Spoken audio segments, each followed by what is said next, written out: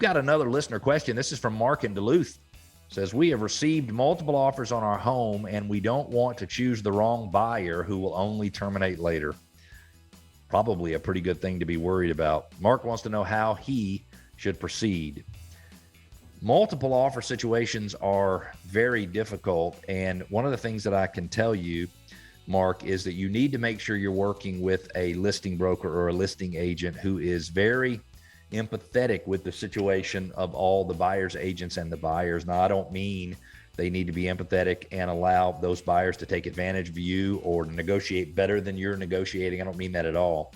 What I mean is they need to be sensitive to all of the buyers and those agents, and they need to communicate with them very openly and very honestly as you walk through the process. Now, there's basically 4 ways that you can choose to deal with multiple offer situations. There's probably more, just sort of 4 industry accepted ways. Number 1, you could reject all the offers and just assume that one or more of the buyers who were interested would actually increase their offer or revise some terms to see if they could make it something that was palatable to you.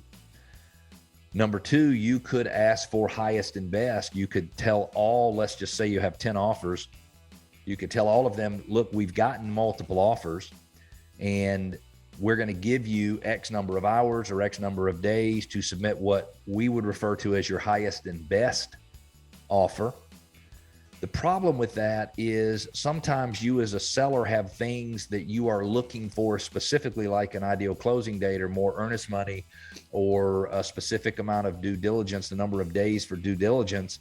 And if you don't help people understand kind of what you're thinking as a seller, then you might have the offer that least whets your appetite make the biggest level of improvement, and that might wind up being counterproductive because you might not be interested in moving forward with a buyer with a low down payment or some type of financing or whatever it might be.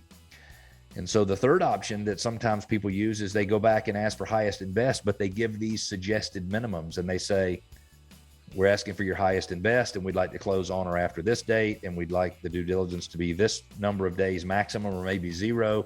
We'd like this much in earnest money. And that seems to be very effective. Now, a fourth way would be for you to actually make a counter to one buyer. You choose a buyer that offers the best terms that meet your needs and requirements, and you make a counter only to that buyer and exclude the others. As a seller, you can certainly do that. My recommendation to you, Mark, would be number 1, do not hurry. And if a buyer runs off or runs away because you make them wait a couple of days, don't even worry about that because they wouldn't have bought the house anyway.